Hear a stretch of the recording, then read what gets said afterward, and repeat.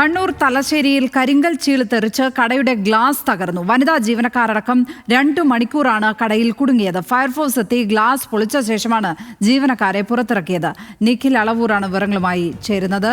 നിഖിൽ, എങ്ങനെയാണ് ഇങ്ങനെ ഒരു അപകടം അവിടെ സംഭവിച്ചത്? ലക്ഷ്മി, ഇന്നലെ വൈകിട്ട് 5 മണിക്കാണ് ഈ സംഭവം നടക്കുന്നത്. തലശ്ശേരി മണവാട്ടി ജംഗ്ഷനിൽ വാഹനങ്ങൾ റോഡിലൂടെ കടന്നു പോകുന്ന സമയത്ത് കരിങ്കൽ ചീള് തെറിച്ച് കടയുടെ ഗ്ലാസ് തകരുകയായിരുന്നു. ഇത്തരം സംഭവങ്ങൾ ഇവിടെ പതിവാണെന്നാണ് വ്യാപാരികൾ പറയുന്നത്. ഈ ഗ്ലാസ് ചില്ല് തകർന്നതോടുകൂടി ഇവർക്ക് പുറത്തിറങ്ങാനാവാത്ത സാഹചര്യമായി. കാരണം ഇത് ഏത് സമയവും താഴേക്ക് വീഴുന്ന അവസ്ഥയിലായിരുന്നു ഉണ്ടായിരുന്നത്. ഇതോടുകൂടി ഇവർ കടയ്ക്കകത്ത് കുടുങ്ങിപ്പോവുകയായിരുന്നു. 3 ജീവനക്കാരാണ് ഇത്തരത്തിൽ കടയിൽ കുടുങ്ങിയത്. പിന്നീട് തലശ്ശേരിയിൽ നിന്ന് ഫയർഫോഴ്സ് എത്തിയാണ് ഈ ഗ്ലാസ് പൂർണ്ണമായും പൊളിച്ച് നീക്കിയതിന് ശേഷം ഇവർക്ക് പുറത്തിറങ്ങാൻ സാധിച്ചത്.